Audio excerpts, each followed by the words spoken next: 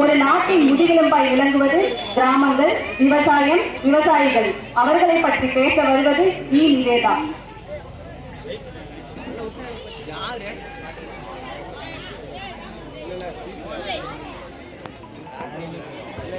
Hello கிறிஸ்டிகள்.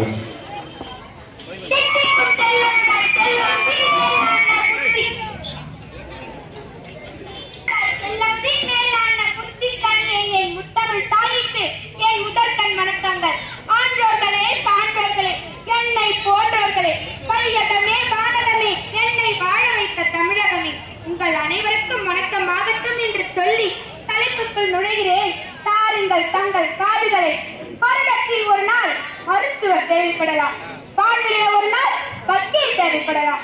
நாம் வாழும் வாழ்க்கையில் ஒவ்வொரு வருடமும், ஒவ்வொரு நாளும், ஒவ்வொரு வேளையும் உணவை நீங்கள் உண்ண உங்களுக்கு தேவைப்படுபவர் உழவர்.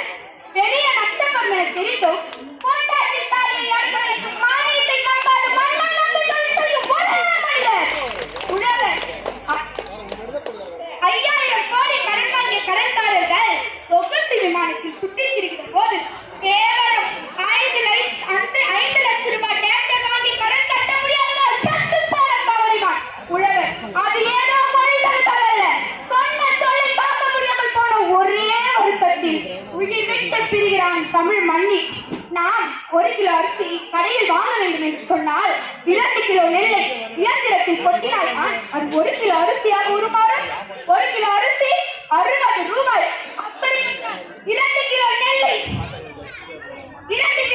விவசாயிடம் இருந்து எந்த விலைக்கு வாங்க வேண்டும்?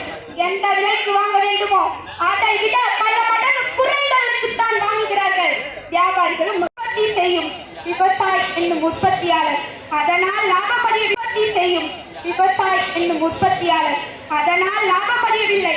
அதை கடைசி வாங்கி உண்ணும் நுகர்வோரான பொதுமக்களும் அதனால் லாபம் அடையவில்லை. அப்படி என்றால் எங்கே செல்கிறது பணம்?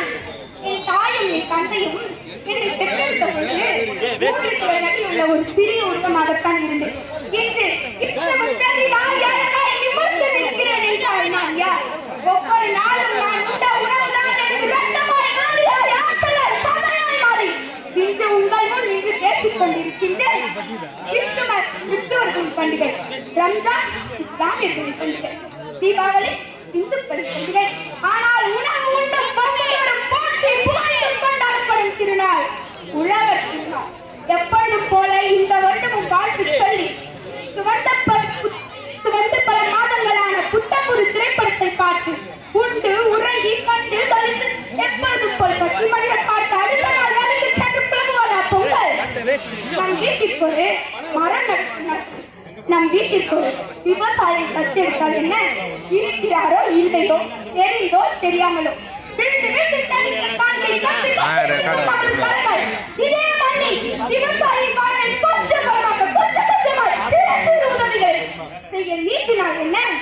அரசுகளில் உருவான இத்தனைகள் எல்லாம் 1.25 கோடிக்கு விற்கும் பொழுது அந்த அரிசியை நெல்லாக்கி உருவாக்கி கருவாக்கி தந்த விவசாயியின் வாழை நசுக்கிக் கொண்டிருக்கும் விவசாயியின் கடன்களை கொஞ்சம் தள்ளுபடி செய்தார் என்ன?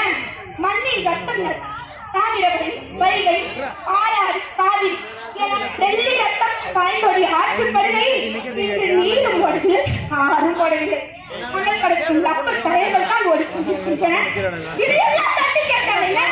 விவசாயி யாரிடமும் கையேந்தி நிற்காமல் ஏழை மட்டும் நம்பி வாழ்ந்திட முடியும். ஆனால்